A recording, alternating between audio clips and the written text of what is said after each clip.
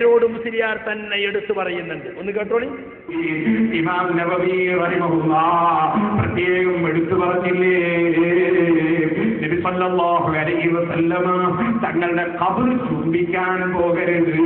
അവിടെ റസൂലുള്ളാഹിന്റെ ഖബറിന്റെ അടുക്കൽ ദൂരെ നിന്നിട്ട് അതവോടെ പെരുമാറണം.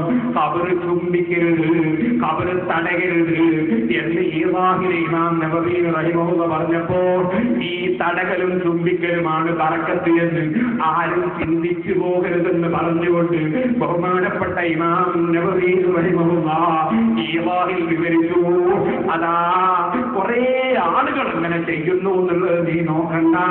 സൈലത്തു സാലിഹീൻ കൊണ്ട് അതേ ശരിയായ സുന്നത്തിന്റെ നടപടിക്രമത്തിലേക്ക് നീങ്ങി റസൂലുള്ളാഹി സ്വല്ലല്ലാഹു അലൈഹി വസല്ലമ തങ്ങളിൽ നിന്ന് ഒരു കുറച്ച് ദൂരെയായി അതവോടെ ഗുരുത്വത്തോടെ പോയി റസൂലുള്ളാഹി സ്വല്ലല്ലാഹു അലൈഹി വസല്ലമ തങ്ങൾ കിടക്കുന്ന ഖബറിന്റെ താഴ്ഭാഗത്തേക്ക് നോക്കി നിന്ന് അതും കൈ നിസ്കാരത്തിൽ കെട്ടുന്നത് പോലെ അടക്കത്തോടെ വെച്ച് വളരെ ബഹുമാനാദരവോടെ ഖബറിന്റെ അടുത്ത് പോയി നിന്ന് നീ സിയാറത്ത് ചെയ്തോ, നീ ഖബർ തൊടാൻ പോകണ്ട, നീ ഖബർ ചുംബിക്കാൻ പോകണ്ട എന്ന് പറഞ്ഞുകൊണ്ട് ഇമാം നബവി അവിടെ പറഞ്ഞൊരു വാചകമാണ്, ഓ മനുഷ്യ, ആളുകൾ കുറച്ചേ നിന്റെ കൂടെ ഉള്ളൂ എന്ന് നീ നോക്കണ്ട.